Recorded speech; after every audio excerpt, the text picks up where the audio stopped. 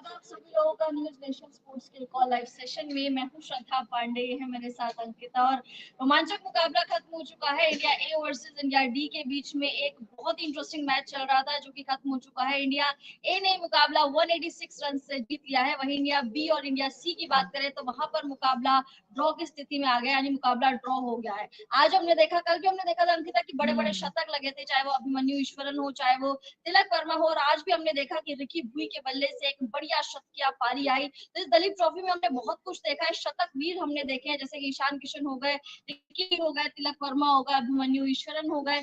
सबने अपना पूरा दमखम लगाया है। और रिकी भुई की बात करें, जिनकी इतनी ज्यादा चर्चा नहीं होती है, बट आज इनकी चर्चा करनी बहुत ज्यादा जरूरी है, क्योंकि फर्स्ट क्लास क्रिकेट में रिकी भुई का नाम है अपना, और एक ऑर्डर अपना स्टेटस है। लेकिन टीम इंडिया में इनको खेलने का मौका अभी तक नहीं मिला है। रिकी भुई की बात करें, 113 रन बनाए हैं इन्होंने 195 बॉल्स का सामना करते हुए।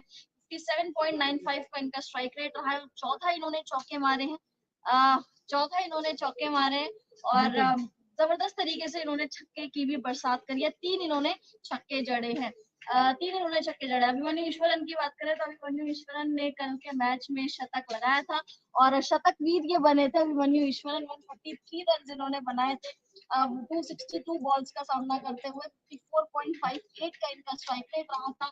12 इन्होंने चौके लगाए हैं, एक इन्होंने छक्का भी लगाया। तो हमें कई शतक वीर देखने को मिले हैं। कल हमने देखा कि तिलक वर्मा ने भी अच्छी खासी पारी करी थी, इन्होंने भी शतक लगाया था। तिलक वर्मा के बल्ले से 111 रन की बढ़िया पारी आई थी। उसके बाद 193 बॉल्स का सामना करते हुए 57.51 का अगर आप स्ट्राइक रेट देखेंगे तो ऑलमोस्ट सभी का स्ट्राइक रेट अच्छा खासा मेंटेन सबने कर रखा है। 60 के अराउंड का स्ट्राइक रेट है। ऑल्दो टेस्ट क्रिकेट में स्ट्राइक रेट उतना मैटर नहीं करता, बावजूद इसके सबका जो स्ट्राइक रेट है वो ऑलमोस्ट 60 का है, जो कि ठीक ठाक है, आप स्ट्राइक रेट मानेंगे। क्रिकेट में चौके इन्होंने 9 लगाए और छक्का इन्होंने एक भी नहीं लगाया, यानी ग्राउंडेड शॉट्स बहुत ज्यादा खेले तिलक वर्मा ने। बट रिकी भुई का मैच देखकर, रिकी भुई का आज खेल देखकर मजा आया, जिस तरीके से इस खिलाड़ी ने परफॉर्म किया। जबकि ऊपर से इनको साथ नहीं मिला, ना ही यश दुबे का उतना साथ मिला, ना ही अथर का साथ मिला। अथर तैड़े तो कल ही आउट हो गए थे, कल हमने देखा था तो अथर तैड़े आउट कल ही हो गए थे।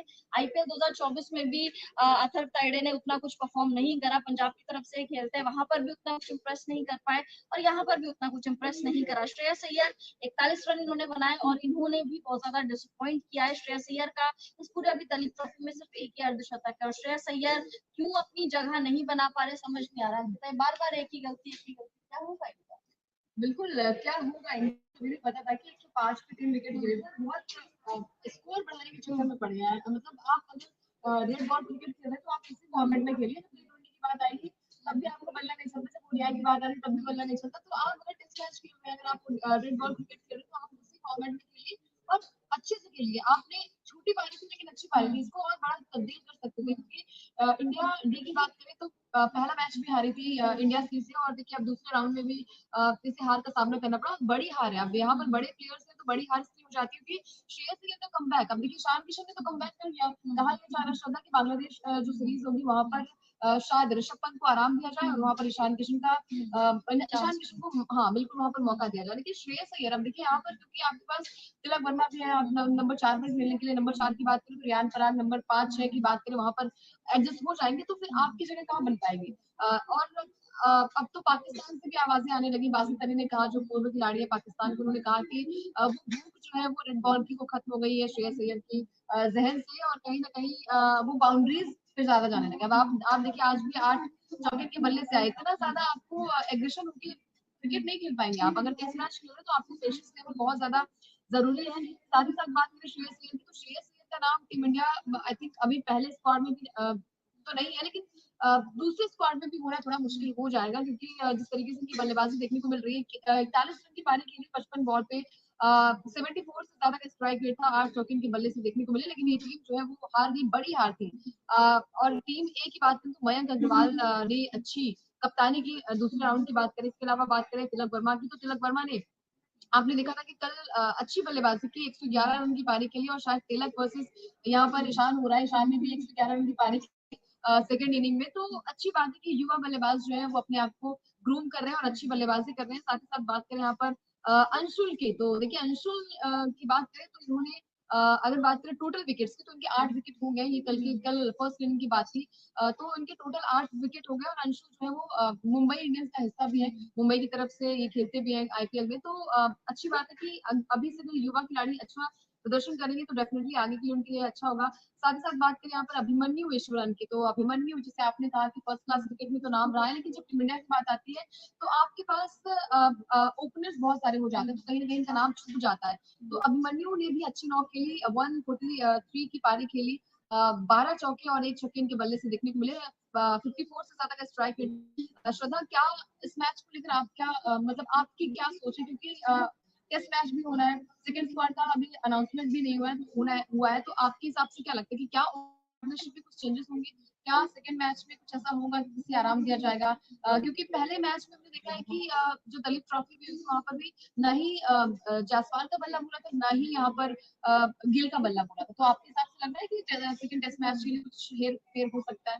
देखिए मुझे लगता है कि इतना ज्यादा हेरफेर नहीं होगी। आई थिंक गेंदबाजों का थोड़ा सा वो रहेगा, गेंदबाजों को लेकर जैसे जसप्रीत बुमराह शायद उनको रेस्ट करवाया जाएगा, मोहम्मद शमी ने इनिंग स्टार्ट कर दी है, बट आई थिंक ओपनर्स वही रहेंगे। अभिमन्यु ईश्वरन का चांस बनना चाहता है अभी नहीं, हम पिछले 1 या 2 साल से हम लोग यही देख रहे हैं कि Abhimanyu Eswaran first class cricket में अच्छे करते हैं। फर्स्ट क्लास क्रिकेट में टीम इंडिया के कप्तान भी हैं ये, और वहां अच्छा परफॉर्म करते हैं, कप्तानी भी अच्छी करते हैं, लेकिन बावजूद इसके उनका चांस इतना बन नहीं पाता क्योंकि हमारे पास बहुत ज्यादा बेंच स्ट्रेंथ है हमारे पास शुभमन गिल भी है, जायसवाल भी आ गया, रोहित शर्मा है, इवन विराट कोहली भी ओपन कर सकता है, तो इनका इतना ज्यादा चांस बन नहीं पाता। मनु ईश्वरन को थोड़ा सा आई थिंक थोड़ा सा टाइम देना चाहिए और थोड़ा सा इनको ग्रूम और करना चाहिए, तभी इनको टीम इंडिया में मौका मिलेगा, क्योंकि टीम इंडिया के पास ऑलरेडी बहुत ज्यादा ओपनर्स हैं। बट पहला जो मुकाबला है बांग्लादेश के खिलाफ 19 तारीख से, वहां के लिए टीम इंडिया का स्क्वाड का अनाउंसमेंट हो चुका है, और वहां पर ना ईशान किशन है ना श्रेयस अय्यर है। श्रेयस अय्यर तो अपने पैर पे खुद कुल्हाड़ी मार रहा है, जैसे अंकित आपने बोला कि बाउंड्रीज पे बहुत ज्यादा जा रहे हैं, मतलब ग्राउंडेड शॉट्स बहुत ज्यादा लगा रहे हैं, और अब एक्चुअल में उनके अंदर की भूख वो चली गई है, क्योंकि हम 2019 के बाद से वो चीज देखते थे कि यार श्रेयस अय्यर को वो रहता था, वो ललक रहती थी मेरे को नंबर 5 पर खेलना है, इसलिए नंबर 5 नंबर 4 पर उनके आंकड़े सबसे ज्यादा बेहतरीन थे साल 2019 से 2022 तक। और उसके बाद सडनली वो श्रेयस अय्यर, वो पुराने वाले श्रेयस अय्यर पता नहीं कहाँ चला गया, बड़े बड़े कैजुअल हो गया, उनका जो अप्रोच है वो बहुत ज्यादा कैजुअल हो गई है।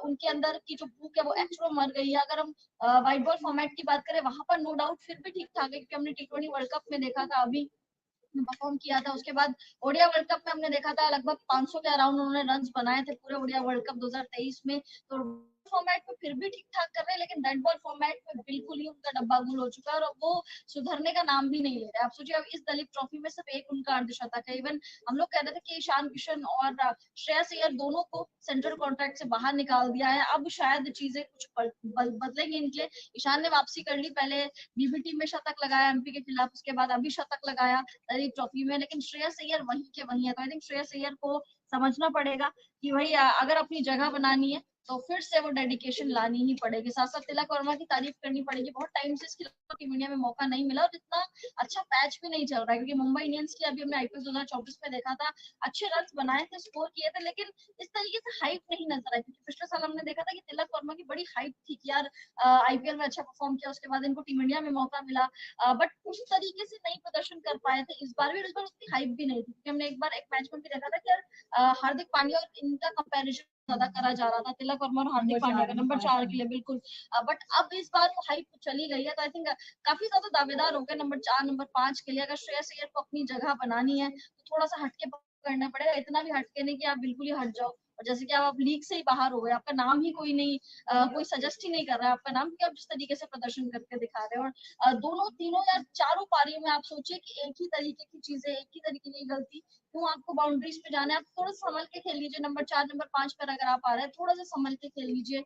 श्रेयस अय्यर को अपनी जो वीकनेस है उससे उभरना पड़ेगा। साथ साथ पडिक्कल की भी तारीफ करनी पड़ेगी, 92 रन इन्होंने कल ही बना दिए थे, उनकी भी काफी ज्यादा तारीफ करनी पड़ेगी। साथ साथ अंशुल कंबोज, जिन्होंने, अब उनके 8 विकेट हो गए, बट कल इन्होंने पहली पारी में 5 विकेट लिए थे, अंशुल कंबोज की भी बहुत ज्यादा तारीफ करनी पड़ेगी। साथ साथ ऋतुराज गायकवाड़ कप्तानी भी कर रहे थे और बल्लेबाजी भी इन्होंने बेहतरीन करी है। सेकंड इनिंग में इंडिया बी के खिलाफ 62 यानी 62 रनों की पारी इन्होंने खेली, 93 बॉल्स का सामना करा, 66.67 का इनका स्ट्राइक रेट रहा, 8 चौके और 1 छक्का इनके बल्ले से निकला है। ऋतुराज गायकवाड़ का नाम थोड़ा सा छुप सा गया, क्योंकि आप ऋतुराज गायकवाड़ में देखिए ओपनर है, आप ओपनर्स यहाँ पर रन बनाना मुझे लगता है कि वर्थलेस है, क्योंकि टीम इंडिया में मौका तो उनको मिलना नहीं है, क्योंकि ऑलरेडी हमारे पास इतने ज्यादा ओपनर्स है, आप कहाँ इनको फिट इन करोगे। अभी हमने जिम्बाब्वे सीरीज में देखा था कि Ruturaj Gaikwad white ball format में नंबर 4 नंबर 5 पर खेलने आ रहे थे, और ऋतुराज गायकवाड़ की जगह नंबर 4 नंबर 5 वाली है ही नहीं, बावजूद इसके इन्होंने वहां पे अर्धशतक कुछ लगाया था। बट ऋतुराज गायकवाड़ की उतनी जगह बन ही नहीं पाती जब तक जायसवाल है, जब तक गिल है, जब तक रोहित शर्मा है, तब तक आई थिंक ऋतुराज गायकवाड़ को वेट करना पड़ेगा और ऐसे ही परफॉर्म करना पड़ेगा, क्योंकि यू नेवर नो सिलेक्टर आपको किस तरीके से मौका दे दे। बट इम्प्रेस लगातार ये भी कर रहे हैं, कप्तानी भी कर रहे हैं, श्रेयस अय्यर से बेहतरीन कप्तानी